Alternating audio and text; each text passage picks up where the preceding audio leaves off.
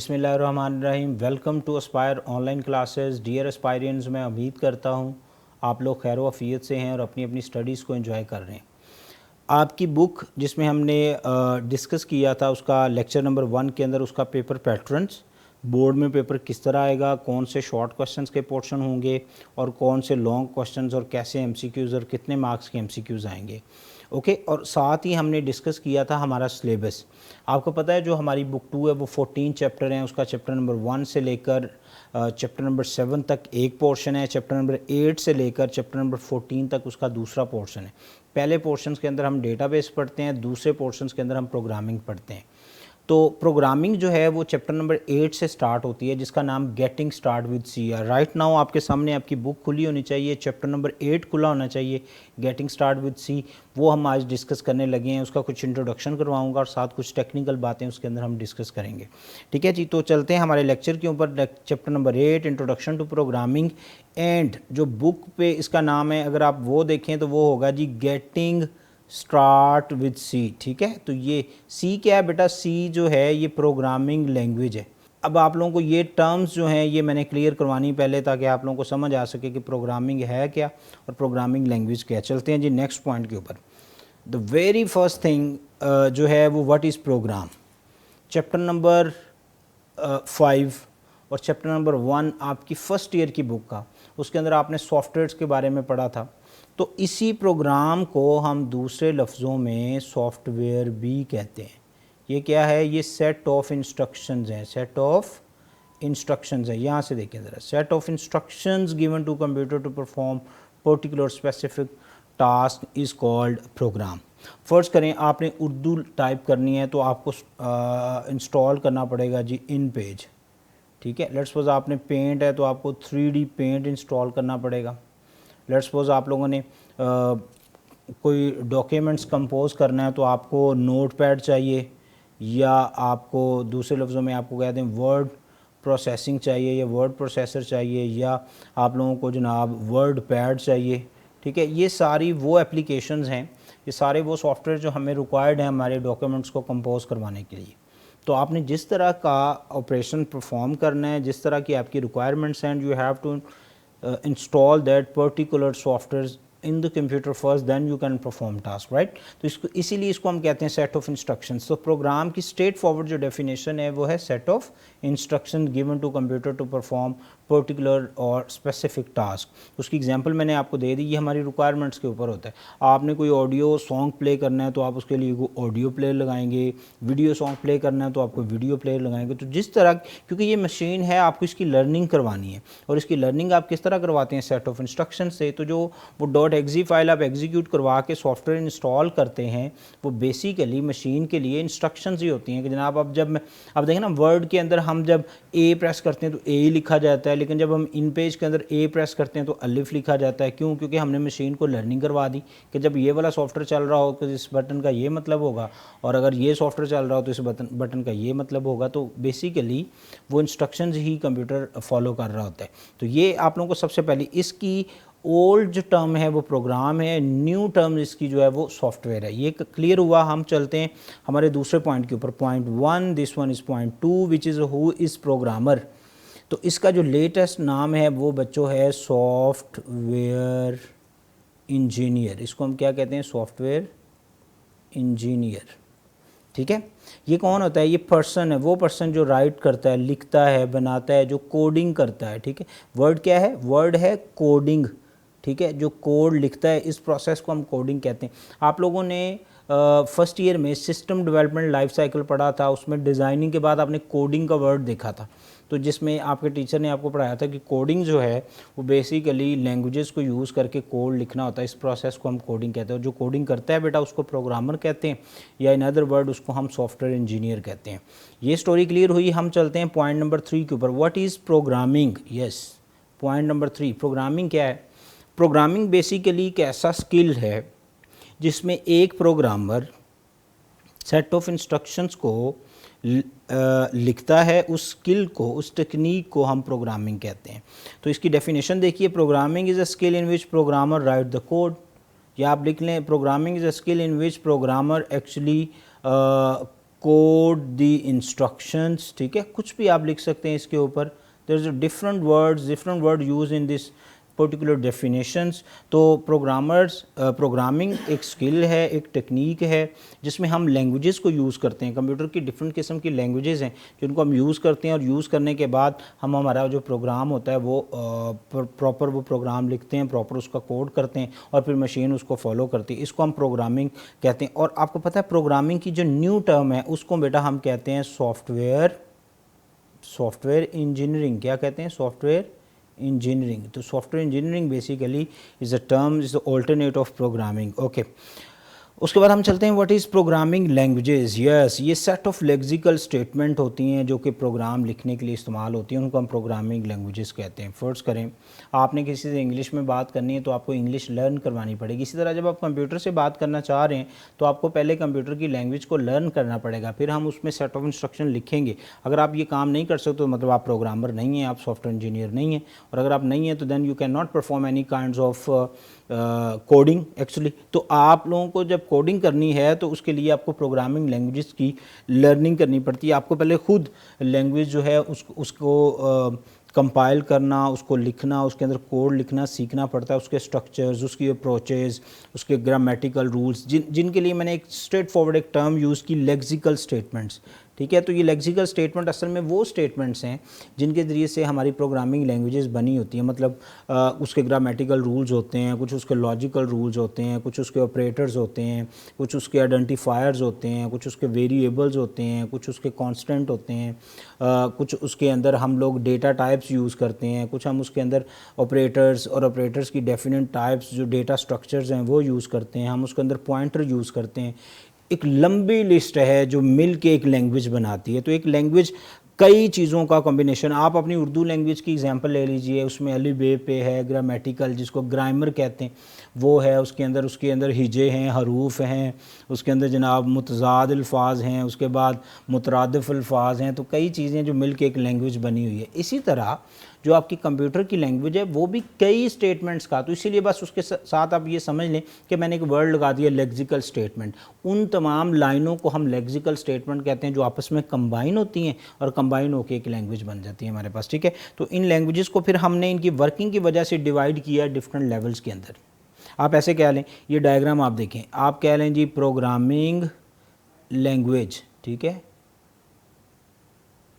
Programming language is divided into two categories, two levels.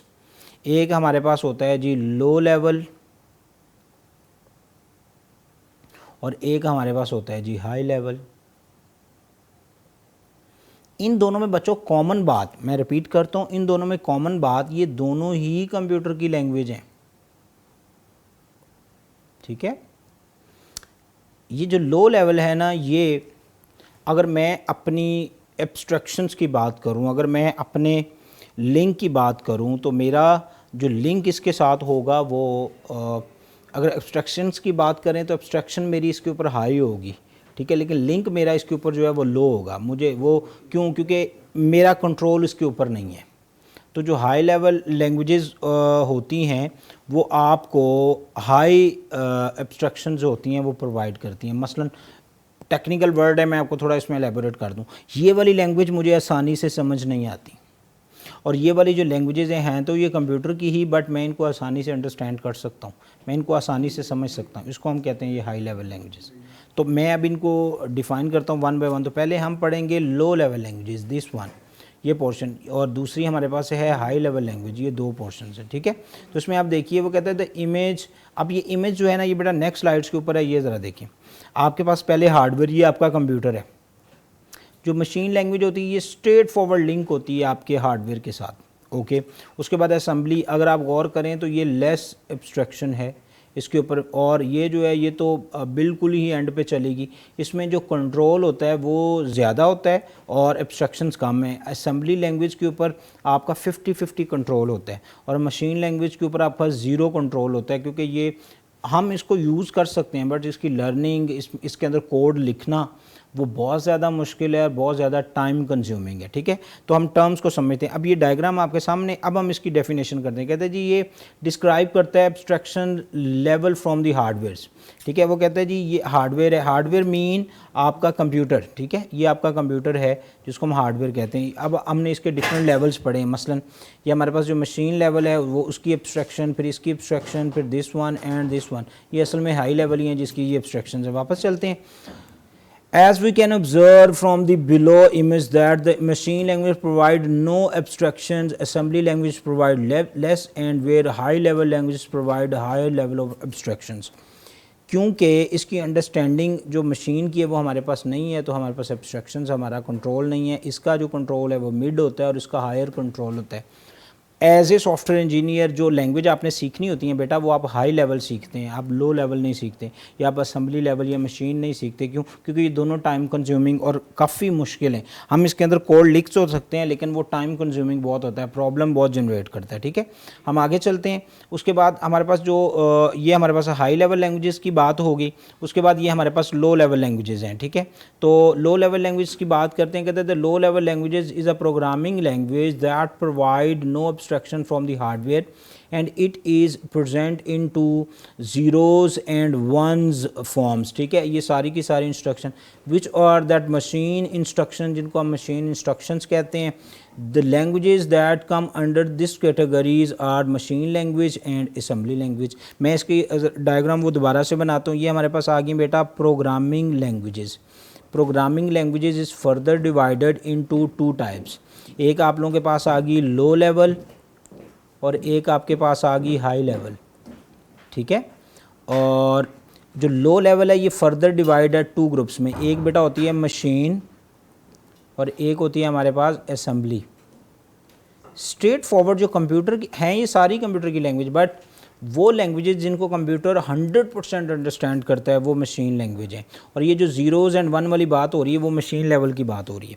और ये जो असेंबली लैंग्वेज होती है इसके लिए पर्टिकुलर कोड्स होते हैं जिनको हम निमोनिक्स कोड्स कहते हैं। वो कुछ इस तरह होते हैं जैसे 0 0 0 1 ए एक्स बी 1 1 1 0 0। इसमें कुछ 0 1 है, कुछ हमारे पास अल्फ़ाबेट्स होते हैं, कुछ नंबर्स होते हैं, तो ये मिल के एक बना होता है। इसीलिए इसके लिए एक स्पेशल वर्ड यूज़ किया जाता है निमोनिक्स कोड्स। ठीक है, जो पर्टिकुलर आप ये समझ लें कि ये 50% ह्यूमन के करीब होती है और 50% कंप्यूटर के, और ये तो 100% कंप्यूटर की लैंग्वेज होती है ना, जिसको हम आसानी से अंडरस्टैंड ही नहीं कर सकते। मसलन इसकी एग्जांपल आप यूँ देखिए, मैं अगर आपको इसकी एग्जांपल दूँ यहाँ पे, फ़र्ज़ करें आपने अपने किसी फ्रेंड को बोला हाय। जब हम लोग इनकोडिंग स्कीम्स ऑफ कंप्यूटर्स को डिस्कस कर रहे थे तो इनकोडिंग स्कीम्स के अंदर मैंने डेटा रिप्रेजेंटेशंस की बात की थी। तो डेटा रिप्रेजेंटेशन में ये हाई, तो हाई की एक वैल्यू आ गई लेट्स सपोज 13 और आई की वैल्यू आ गई 9। तो मैंने कहा था 13 को हम डिवाइड करते। अब ये जो हाई है बेटा ये क्योंकि इंग्लिश लाइक वर्ड है तो इसीलिए ये हाई लेवल का वर्ड होगा। इसको हम हाई लेवल ऑफ लैंग्वेजेस कहते हैं। जितनी प्रोग्रामिंग लैंग्वेजेस हम ह्यूमन यूज़ करते हैं नॉर्मली हम हाई लेवल यूज़ करते हैं, जैसे ये सी सी प्लस प्लस। तो जो आप इसमें पढ़ने जा रहे हैं वो आप सी लैंग्वेज पढ़ेंगे। ठीक है, तो अब ये जो है 13 है इसको आप डिवाइड करें, 6 जार 12, पीछे क्या बचा 1, उसके बाद 2 2 3 जार 6, पीछे का बचा 0, उसके बाद 2 1 जार, पीछे का बचा 1, तो ये मेरे पास बन गया 1 1 0 1। ओके, उसके बाद 9 है, 9 को डिवाइड करें 4 8 1 2 2 जार 4 0 2 1, पीछे बचा 0, तो ये मेरे पास आ गया जी 1 0 0 1। तो ये मेरे पास एक कोड बन गया। ये मेरे पास जो कोड बना है बेटा ये मशीन का कोड है, लेकिन ये वर्ड क्या था, ये इंग्लिश का वर्ड था। हमने इसके ऊपर एक पूरा प्रोसीजर लगाया। तो ये असल में लैंग्वेज ट्रांसलेटर्स कर रहे होते हैं, जो इसके अंदर उसका टॉपिक आएगा उसके अंदर हम इसको मज़ीद पढ़ लेंगे। तो डिफरेंस समझ में आया, दोनों ही कंप्यूटर की लैंग्वेज हैं, बट जो लो लेवल लैंग्वेज हैं वो ये वाली होती हैं 0 1 1 0, जो हमें समझ नहीं आती। आप इन 1 0 0 1 को दे के बता सकते हैं कि ये हाई लिखा हुआ है? नहीं ना बता सकते, इसीलिए ये टाइम कंज्यूमिंग एंड कॉम्प्लेक्स होती हैं। ओके, लेकिन हमने कंप्यूटर को इंस्ट्रक्शन भी तो देनी है, तो आप कंप्यूटर को कैसे इंस्ट्रक्शन दे सकते हैं जब तक आपको खुद वो लैंग्वेज ना आए? तो उसका फिर हमने लेवल बना लिया हाई। अब हाई जो होती है ना वो ऑलमोस्ट आप ये समझ लें 95% ह्यूमन लैंग्वेजेस से मिलती जुलती है। लाइक इंग्लिश का बहुत ज़्यादा रोल है इसके अंदर, इंग्लिश के वर्ड इसके अंदर होते हैं और कुछ टेक्निकल वर्ड्स भी इसके अंदर होते हैं जिनको हम आसानी से अंडरस्टैंड कर लेते हैं, जैसे मैथ के अंदर। तो ये मिल के 5% वो ये मिल के फिर एक 100% लैंग्वेज बनी हुई है जिसको हम हाई लेवल लैंग्वेज कहते हैं। है ये कंप्यूटर की प्रोग्रामिंग लैंग्वेज, लेकिन हम इनको 95% अंडरस्टैंड कर सकते होते हैं इसीलिए। लेकिन ये मशीन तो अंडरस्टैंड ही नहीं ना होती, ये तो टफ ही बड़ी है, इसीलिए फिर इसका लो लेवल है। लेवल समझ में आ गया आपको? आगे चलते हैं, हमारे पास आ गया हाई लेवल्स। कहते हैं the high level language programming language that allow programmer to write the program, वही बात मेरे वाली अभी मैंने बताया आपको, which are independent of particular types of computer. The high level languages are considered as a high because they are close to human language. Yes, ये English से बहुत ज़्यादा मिलती जुलती हैं, that's why they are. And then machine language, ठीक है, ये क्लोज टू ह्यूमन है as compare to machine. Machine 1 1 0 0 0 1 1 1, तो ये नहीं समझ आती, लेकिन अगर आपने यहाँ पे हेलो या हाई लिखा है वो आप आसानी से समझ सकते हैं। तो ये इस दोनों के लेवल हैं। आगे इन दोनों लेवल्स का हम डिफरेंसेस भी डिस्कस करते हैं कि ये दोनों एक दूसरे से डिफरेंस कहते हैं। तो ये आप लोगों के पास लो लेवल, ओके, और ये हाई। तो इसका जो पॉइंट 1 है वो देखिए जी, it is a machine friendly language. Yes, ये मशीन से बहुत ज़्यादा मिलती जुलती होती हैं, कौन सी? Low level.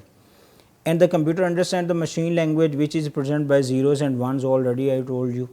अब आ जाते हैं हम हाई लेवल के ऊपर।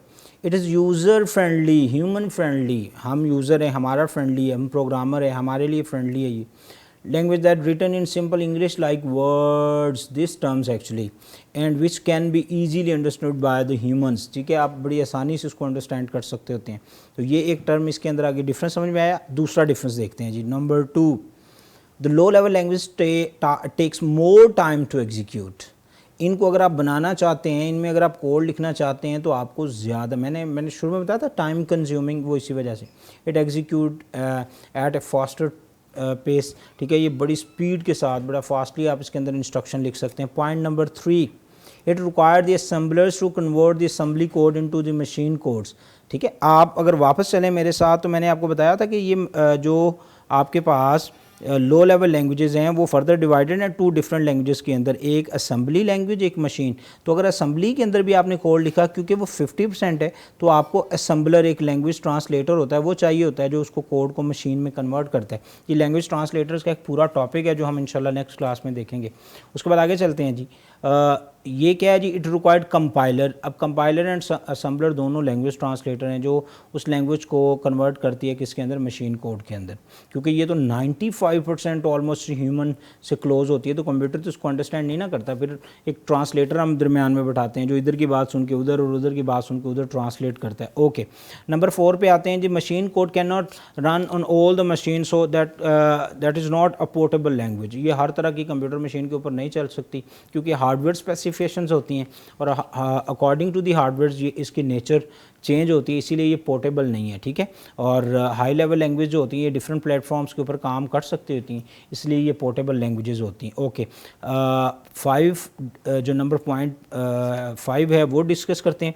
It is a memory efficient, ठीक है, मेमोरी ज़्यादा होगी तो फास्टली काम करेगी, मेमोरी कम होगी तो स्लो काम करेगी। इट इज़ लेस मेमोरी, फ़र्क तो इस पर भी पड़ता है, लेकिन इसके ज़्यादा मेमोरी नहीं है, क्योंकि इसके अंदर जो कंटेंट्स हैं उसकी लोडिंग जो होती है वो डिवीजन के साथ चल रही होती है, इसलिए मेमोरी अगर 2 GB 3 GB रैम है तो उससे ये नहीं है कि कंप्यूटर के ऊपर आप ये कोड लिख नहीं सकते, you can perform. Okay, and the last difference between high and low ये कि डीबगिंग क्या है, finding error, removing them, program के अंदर गलतियां पकड़ना, उसको रिमूव करना, इसको डीबगिंग कहते हैं। Debugging and maintenance are not easier, वो कहता है इसके अंदर जनाब गलती पकड़ना बड़ा मुश्किल काम है, और इसके अंदर डीबगिंग एंड मेंटेनेंस ईजियर होती है और आप बड़ी आसानी से गलती पकड़ सकते हैं और उसको रिमूव कर सकते हैं। ये डिफरेंस थे हमारे पास।